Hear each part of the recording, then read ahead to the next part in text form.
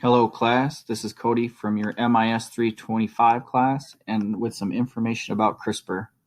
I chose this topic because it's a little bit controversial and I feel like it's really applicable to a lot of industry in the world.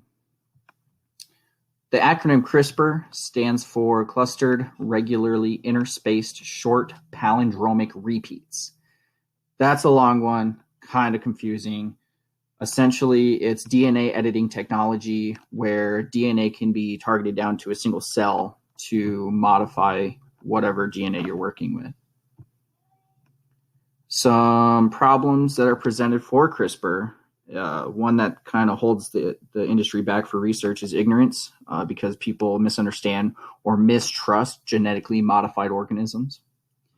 Another potential risk is contamination, whereas cross-contamination can happen between species of crops or wildlife.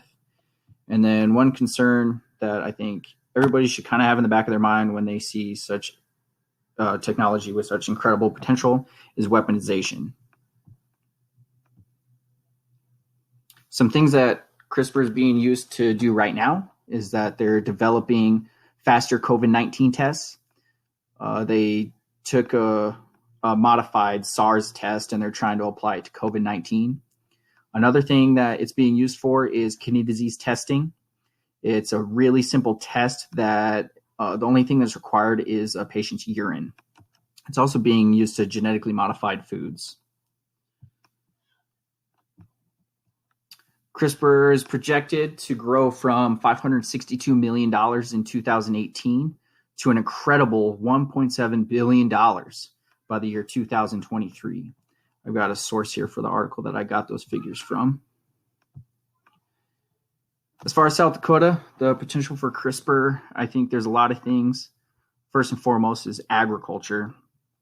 I have close relationships with some farmers in South Dakota, and I've gotten to learn a little bit about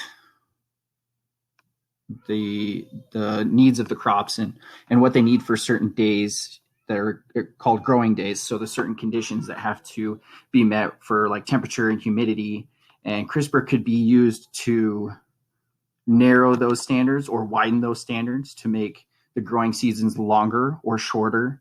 I think it could also be used to replace pesticides so that these crops would have their own defenses to pests and weeds and bugs and things like that. And outside of agriculture, I mean, it can obviously be used for medicine and things like that. So